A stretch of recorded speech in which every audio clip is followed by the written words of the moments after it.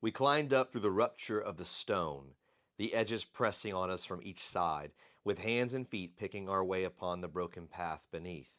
And when we'd reached the flat top of that shelf and could stand free, "Teacher," said I, "which way shall we go now?"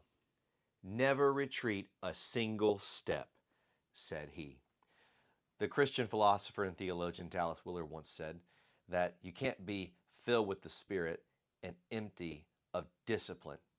Virgil, who's accompanying Dante in this story, senses a spirit of retreat in his question. And instead of saying where they're going to go, he just tells them not to go back. And how often I need to say this to myself and to say this to other Christians, that in the question of what am I going to do next, is it really about how can I take the best next step? Or is it really more often about the fact that I just don't want to move? I'm scared. You know, this is one thing that when it comes to the spiritual life that people often overlook is that you can just try things. You can just try prayer. You can just try different forms of prayer. I think one thing that Dante is addressing is that we need more than isolation. We need more than just being by ourselves. We need each other.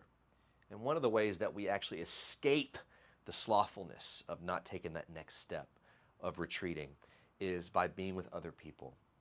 You know, I think a lot of us, we know that God is our Father. We don't realize the church is our mother.